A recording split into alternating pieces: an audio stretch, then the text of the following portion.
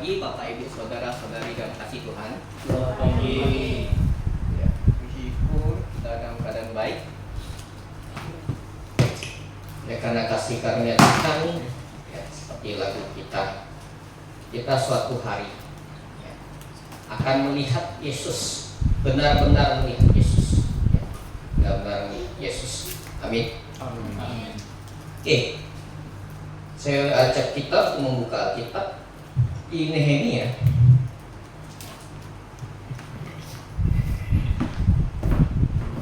Nehemia pasalnya yang keempat.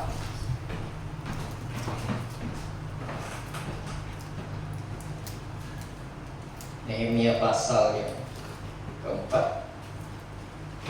Kalau sudah dapat, kita baca sebagai perwakilan saja ayat 1 sampai 10. Kalau sudah dapat, saya akan mulai ayat 1 dan jemaat biasa balas di ayat kedua begitu seterusnya.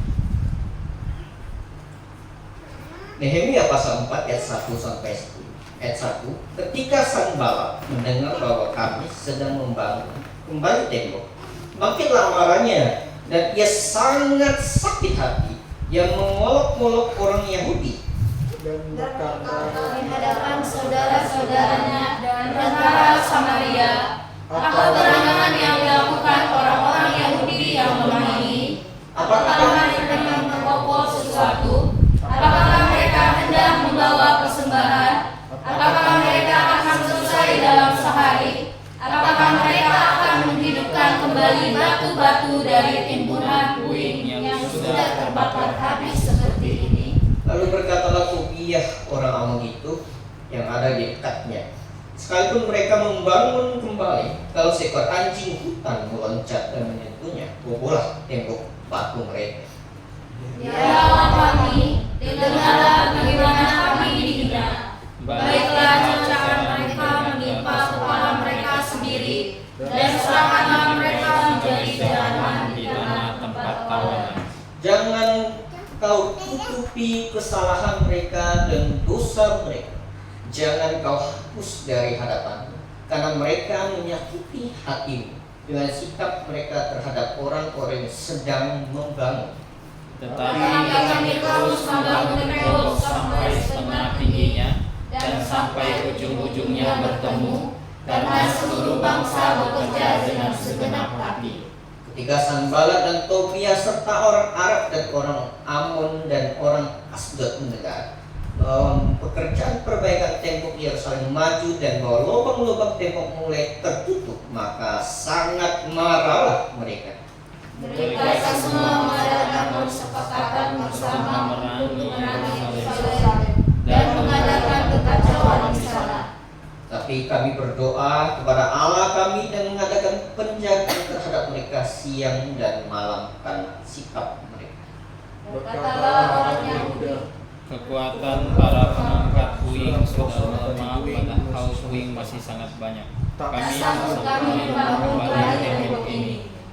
Minta sekian tiga pimpinan dan presiden. Mari kita berdoa. Bapa kami yang bertata di kerajaan surga, Tuhan, terima kasih atas berkat-Mu Tuhan. Hari ini kami boleh berkumpul bersama untuk bersama-sama belajar tentang kebenaran firman-Mu Tuhan. Kami berkati dari ayat yang kami baca, dapat kami tarik hikmat. Engkau berkati pelayan-Mu, hamba-Mu yang berkhotbah, kiranya dia menyampaikan sesuai dan seturut kehendak-Mu Tuhan. Terima kasih Tuhan. Hanya dalam nama Tuhan Yesus Kristus kami telah berdoa dan mengucap syukur. Amin. Amin.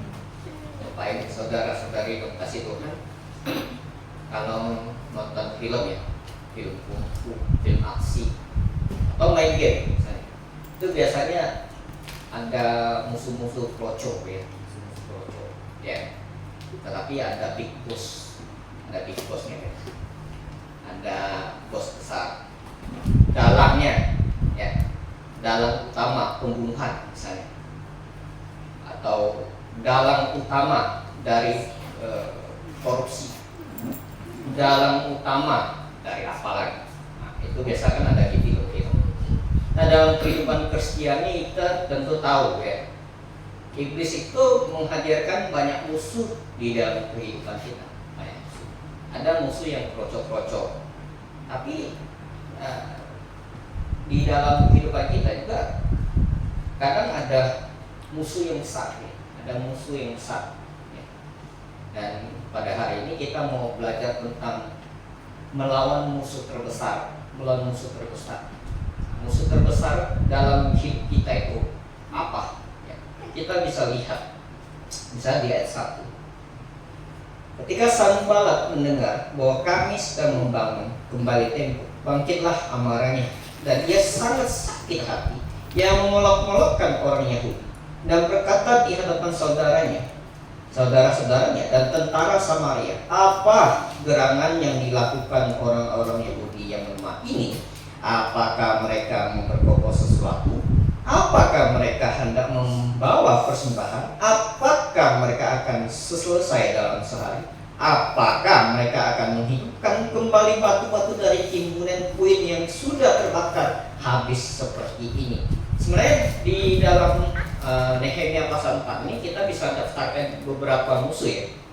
Ada Sanballat, ada Tobiah, ada orang Gesem, ada orang Arab, segala macam. Itu musuh-musuh yang ada di pasal 4. Tapi saya mau fokuskan satu musuh di pasal 4 ini, yaitu yang ada di ayat 1, yaitu Sanballat. Sanballat ini siapa? Sanballat ini kan orang Horoni. Menurut satu pakar arkeologi, ya, pakar arkeologi, saya lupa siapa namanya. Dia bilang dia pakar arkeologi Yudea dan juga Samaria, yang mengatakan bahwa Horoni itu adalah daerah di Samaria. Nah, kita bisa lihat loh di ayat 1 dan ayat 2 bahwa Sanballat ini katanya datang bersama apa? Saudara-saudaranya dan tentara Samaria. Sanballat ini orang Samaria. Dan orang Samaria, dan kita mesti tahu sejarah orang Samaria ini. Kenapa terjadi permusuhan antara orang Samaria dan juga orang apa? Orang Yahudi. Orang Yahudi. Padahal kan kalau kita mau lihat sejarah, Samaria itu sebenarnya kota Israel Utara, kota di Israel Utara, sama-sama Israel. Tapi mengapa mereka bisa jadi musuh? Nah, ini sejarahnya sangat panjang. Ditarik kalau kita mau lihat di 2 Raja-Raja pasal 17, ya. 2 Raja-Raja pasal 17. Itu dari ayat 24, ya, sampai 33. Sebenarnya ceritanya sangat panjang. Intinya Raja Asyur waktu itu, ini Sargon, ya. Sargon itu mau membuang beberapa bangsa-bangsa yang sudah ditaklukkan. Tapi buangnya di mana? Akhirnya ditetapkan satu kota, yaitu Samaria. Ada bangsa Babel, ada bangsa Kuta, Awas, segala macam itu dibuang ke Samaria. Jadi tempat pembuangan Samaria ini. Nah, di Samaria sendiri itu kan ada penduduk asli, yaitu orang Israel. Akhirnya apa yang terjadi? Mereka ke sana, mereka tingkahnya aneh-aneh di sana karena tidak tahu adat di sana. Akhirnya mereka kayak kena kutuk, ya, kayak kena kutuk. Ada yang mati lah, segala macam. Akhirnya Raja Asyur pada waktu itu bilang, kita ini harus masukkan imam mereka, imam orang mereka, biar mereka tuh diajarkan agama mereka dan tahu adat mereka, biar nggak kena sial. Gitu. Akhirnya yang didatangkan apa? Yang didatangkan itu bukan imam asli, itu imam yang ada pada zaman Yerobeam. Ya, imam-imam sebenarnya imam-imam yang apa? Yerobeam pada waktu pecah kerajaan supaya orang Israel Utara tidak kembali ke Yerusalem, diciptakanlah patung lembu 2 biji, ditempatkan di Dan dan di Betel, supaya apa? Orang Israel itu menyembah patung itu. Patung itu disebut Yehova. Bayangkan, Allah itu bentuknya jadi lembu, ya, bayangkan. Itu bentuk penyatuan kebenaran dan juga kesesatan di situ. Dan ini berlanjut di Israel Utara. Masuk lagi bangsa-bangsa lain. Akhirnya dewa-dewa di Samaria itu jadi banyak, bukan hanya ada Yehova yang bentuknya lembu tadi. Ada dewa asli mereka yang dari Babel, ada dewanya orang Asdod, ada dewanya orang Hawa, segala macam masuk ke situ. Jadi Samaria sekarang ini bukan Samaria yang seperti itu. Samaria yang sudah sangat-sangat menyimpang. Dan apa yang mereka lakukan ketika di Ezra, di zaman Zerubabel, di Ezra pasal 4, mereka itu mau membangun bait suci bersama. Ditolak oleh Zerubabel. Kenapa ditolak? Ya, kalau kita lihat di Ezra pasal 4. Ezra pasal 4. Dikatakan di ayat 2, Ezra pasal 4 ayat 2. Maka mereka mendekati Zerubabel serta para kepala kaum keluarga dan berkata kepada mereka, biarlah kami turut membangun bersama-sama dengan kamu, karena kami pun berbakti kepada Allahmu sama seperti kamu. Katanya, bagaimana mungkin ya mereka yang menyembah patung lembu yang katanya Yehova beserta dengan dewa-dewa yang sudah sekian banyak, kemudian dia bilang kami menyembah Allah yang sama dengan. Itu adalah cara iblis untuk menyusupkan kesesatan di dalam jemaah yang benar. Jadi kita bisa lihat musuh terbesar itu bukan umat agama lain, bukan. Musuh terbesar itu bukan dari Hindu. Musuh terbesar justru dari kekristenan sendiri bisa datang. Kekristenan di sini bukan kekristenan yang benar, tapi yang kan banyak gereja-gereja Samaria yang berusaha apa? Berkamuflase. Ya. Yang sebenarnya serigala, pakai dulu dong Pak. Bilang kita sama, bilang kita nih saudara. Sama-sama anak Tuhan. Tapi di mata orang benar, di mata Tuhan, dia bukan anak Tuhan. Ya. Pemimpin terbesar Kristen, tak usah saya sebut, ada Taurat, ya. Yang katanya pemimpin terbesar kekristenan di dunia, itu kan suka bilang kita ini sama-sama anak Tuhan, sama-sama anak Tuhan. Ya. Kasih itu menyatukan. Doktrin macam nah, itu yang disusupkan ya.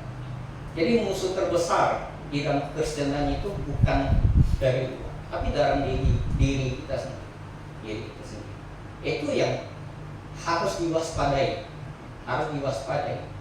Nah, apa yang coba dilakukan misalnya oleh iblis dengan menyusupkan orang-orang demikian? Ya, iblis berusaha membangun konsep apa? Dengan ajaran-ajaran duniawi yang sesat, memasukkannya ke dalam Kristenan. Misalnya apa? Menyusupkan ajaran atau konsep eufemisme terhadap dosa, eufemisme ya. Jadi dosa yang sebenarnya buruk, jijik, tetapi melalui dunia ini, ya, dunia ini berusaha membuat dosa itu menjadi seperti tidak buruk. Orang yang melakukan dosa dibikin jadi korban. Nah, itu bisa dibikin. Ya. Dibikin. Misalnya orang yang suka nyuri, dibilang kena sakit. Sakit apa? Namanya kleptomania. Ya. Itu karena dia sakit. Kita harus obati. Itu dosa, harus dihukum bukan diobati. Dipenjara. Diberi ganjaran supaya bertobat, bukannya dibawa ke psikolog. Nah, yang pakai narkoba juga sama, itu dosa, ya, harus dihukum, dikasih tahu rasanya, gitu. Terus apa lagi? Misalnya, saya baru nonton ada satu channel, saya suka nonton yang channel-channel kesehatan kayak Pray. Terus kok bisa? Terus yang dokter Tirta segala macam gitu. Ada satu channel saya nggak usah sebutkan, nanti dia marah sama saya. Nanti channel YouTube Pak Tommy yang kena. kasihan ya. Jadi dia bilang pedofilia itu penyakit. Jadi pedofilia kan orang yang suka apa? Suka sama anak-anak, suka berhubungan dengan anak-anak, berhubungan seks dengan anak-anak. Ya. Itu dibilang sakit, katanya harus diobati. Saya tuh mau komen di situ, cuma saya nggak tega. Saya ada komen kalau nggak salah. Pedofilia itu bukan penyakit, saya bilang. Pedofilia itu dosa. Itu pelanggaran akan hukum, ya. Itu harus ditindak. Kalau anak-anak yang di pedofilia itu tidak apa, kemudian ada anak-anak di pedofilia, kemudian pelakunya dibilang korban, tidak dihukum. Bagaimana dengan yang apa jadi korban ini? Yang jadi korbannya dia tidak dapat keadilan gara-gara kebodohan dunia ini, ya kan? Dengan konten-konten seperti itu, ya.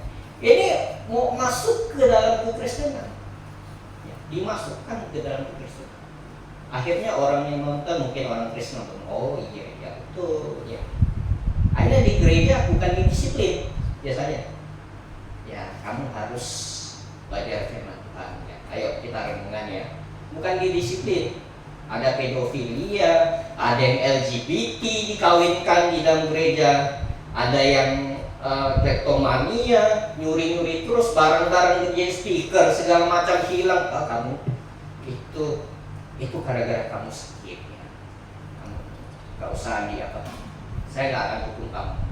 Itu karena kamu sakit. Kamu harus diobati dengan firman Tuhan. Kamu akan diobati. Bukan begitu caranya. Harus didisiplin.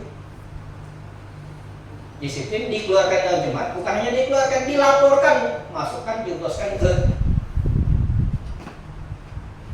kantor polisi, ya, ke penjara, biar dia tahu Pak. Ya.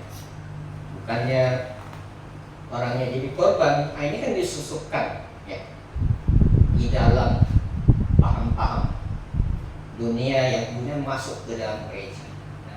Semoga gereja itu, gereja kita itu putus akan hal-hal demikian. Sebenarnya banyak ajaran-ajaran sesat yang coba masuk ke dalam gereja, tapi kita tidak akan bahas banyak. Misalnya apa lagi? Budaya dan kebiasaan duniawi. Ini kan tidak kita sadari. Ini hal kecil ya, hal kecil. Banyak hal-hal kecil yang kita lakukan yang kita tidak sadari, ya, yang berpotensi menghancurkan kita. Kemarin Pak Tommy kan membahas tentang musik ya, musik. Ada yang nyanyi lagu-lagu karismatik dalam gereja, itu kan lagu-lagu duniawi. Saya tidak bilang itu lagu rohani, itu lagu duniawi. Musiknya sudah lagu apa? Sudah sangat-sangat duniawi. Ada yang country, ada yang rock. Saya lihat konser sampai loncat-loncat, ya, nggak kayak konser umum.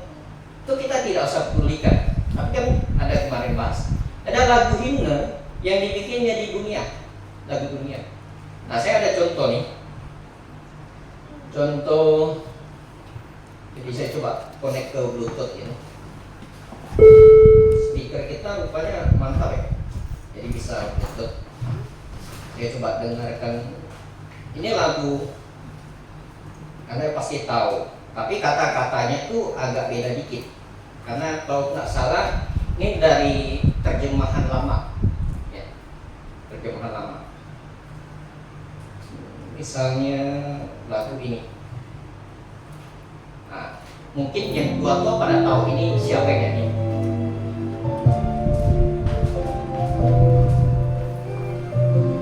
Itu teknik. Karena tidak diketukan keras itu ketukan pertama.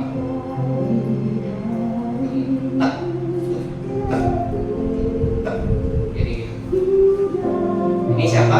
Tahu siapa? Ini artis kelahiran Ambon, perusahaan ya. Nah, dia tuh jadi orang kayak mau tidur, ya, mau tidur. Terus ada lagi yang versi laki-laki ya. Versi laki-laki lagunya sama.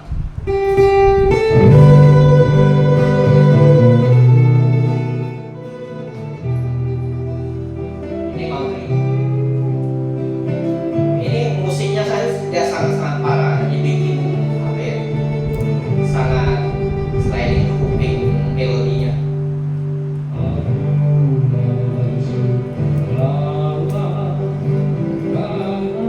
Nah, itu iramanya di apa ya?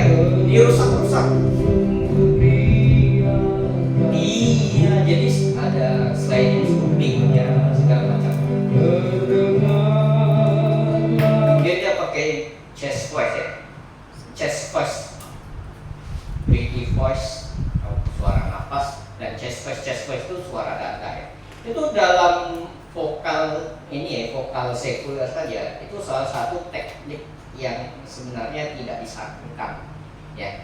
Saya dulu nyanyi diajar, ada guru SMP kita siapa mungkin yang orang Batak tuh kayak kacamata. Lupa. Paling bukan, dia ibu-ibu. Iya, Budor. Ya, Budor namanya. Saya nyanyi pakai suara leher pada waktu itu. Pakai suara ini dikasih tahu, nyanyi itu jangan begitu. Ya.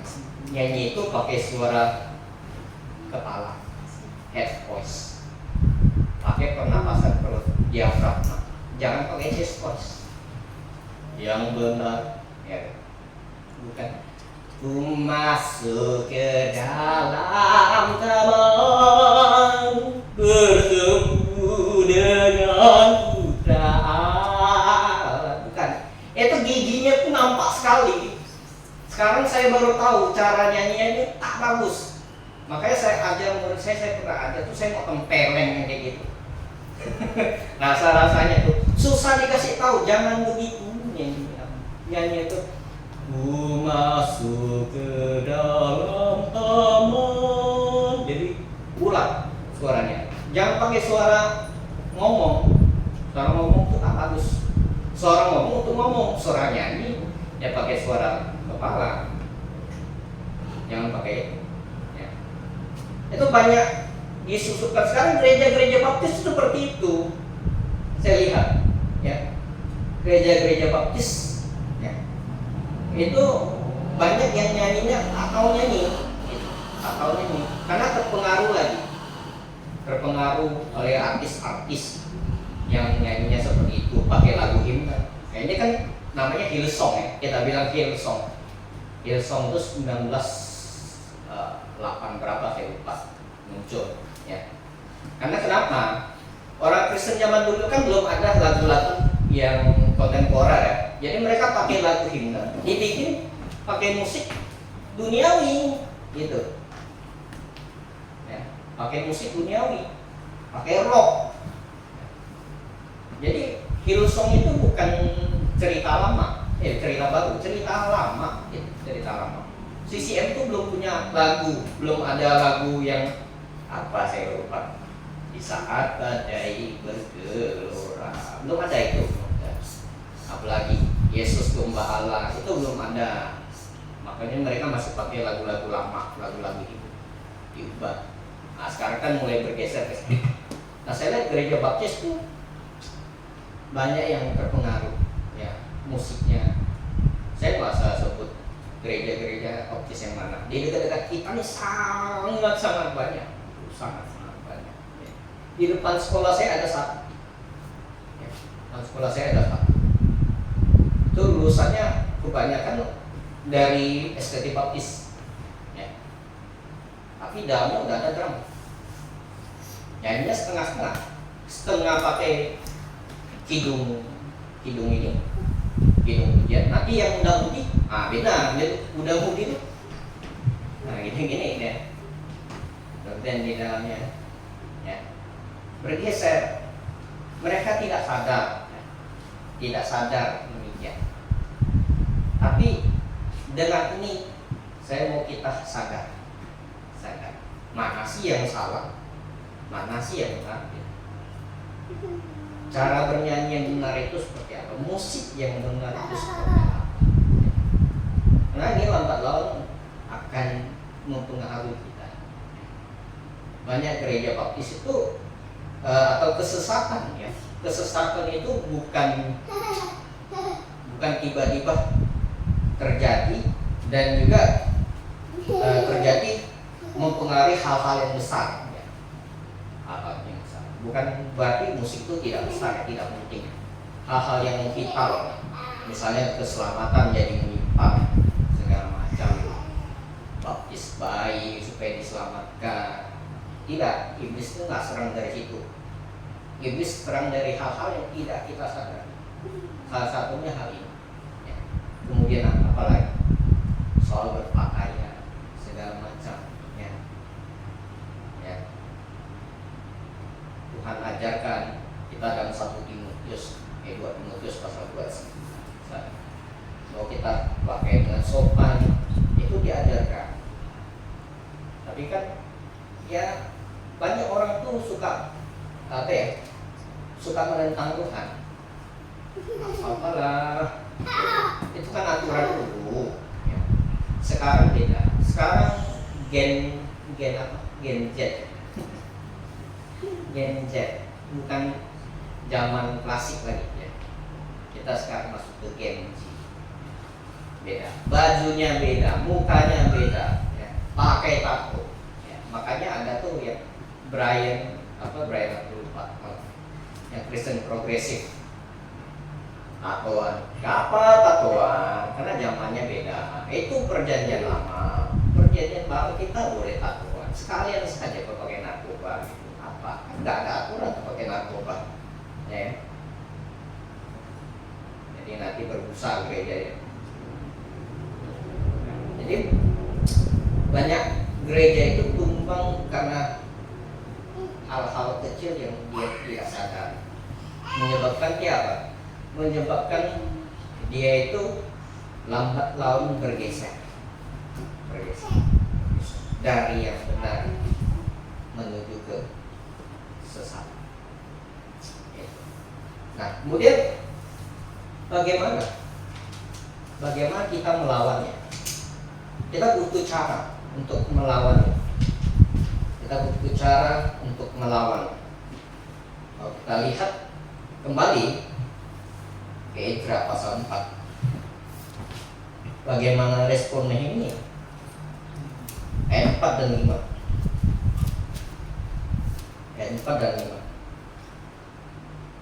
Oke. Ya Allah kami, dengarlah bagaimana kami balikkanlah cercaan mereka menimpa kepala mereka sendiri, dan serahkanlah mereka menjadi jarahan di tanah 4 tahun. Jangan kau tutupi kesalahan mereka, dan dosa mereka jangan kau hapus dari hadapan, karena mereka menyakiti hatimu dengan sikap mereka terhadap orang-orang yang sedang membangun.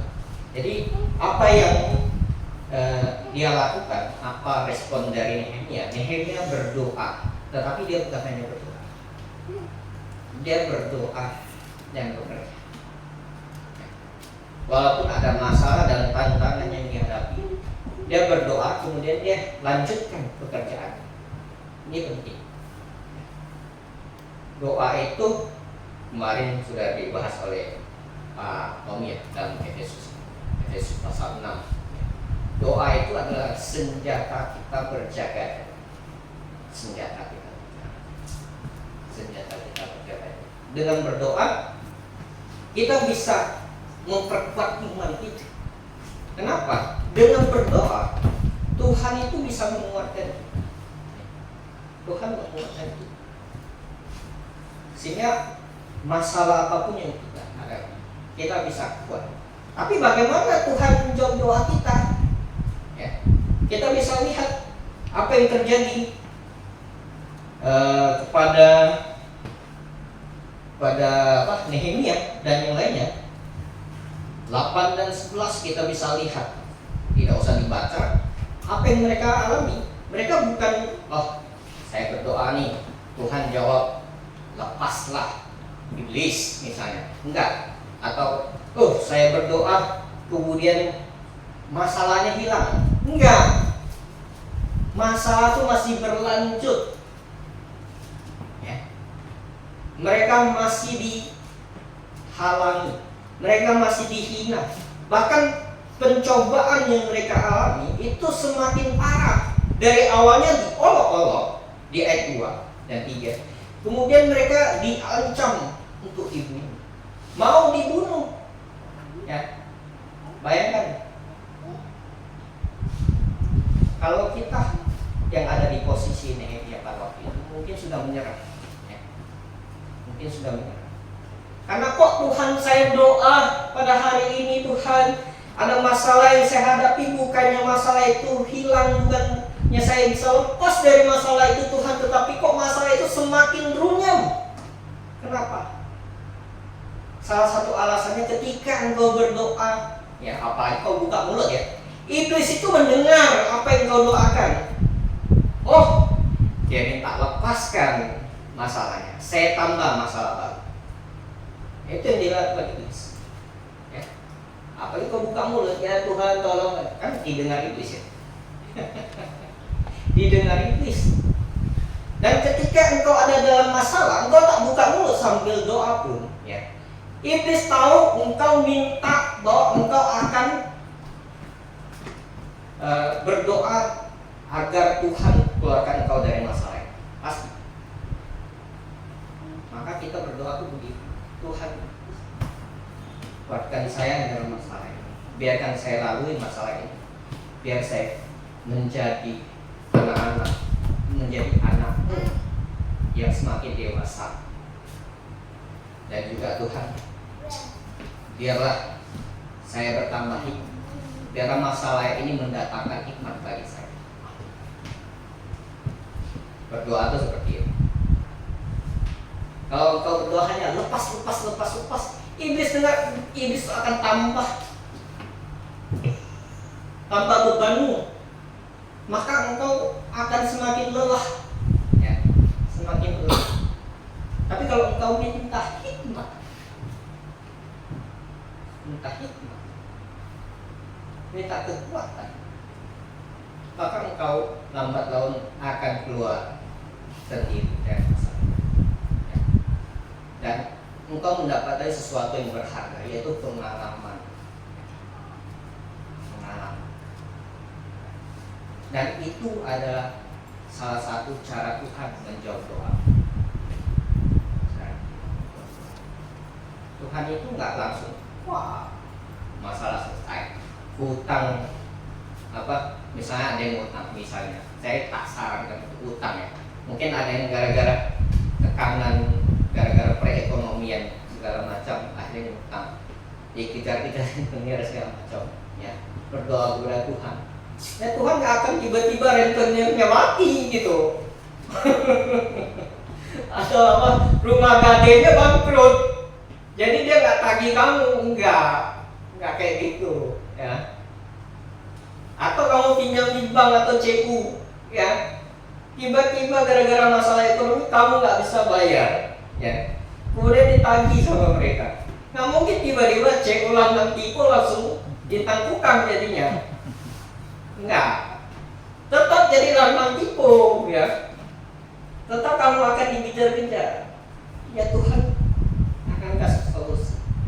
Kalau engkau minta solusi, misalnya apa? Kerja ditambah, ya kan? Cari kerja sampingan. Sekarang kau sudah kerja tapi nggak mampu mengulaskan, kau kerja sampingan, itu hikmat yang Tuhan berikan. Nah, ini jadi pengalaman yang berharga untuk apa? Untuk jadikan kekuatan senjata untuk menghadapi tantangan berikutnya. Itu jawaban. Itu cara kita melawan musuh terbesar. Sebenarnya ada cara lain lagi. Sebenarnya ada masalah-masalah lain lagi yang bisa kita pelajari di Nehemia pasal 4. Tapi karena berhubung waktu, ya renungan kita sampai di sini. Semoga ini menjadi berkat kita, menguatkan kita di dalam segala masalah kehidupan kita. Amin. Oke, minta sediaan Pak Tommy kita berdoa. Kita berdoa.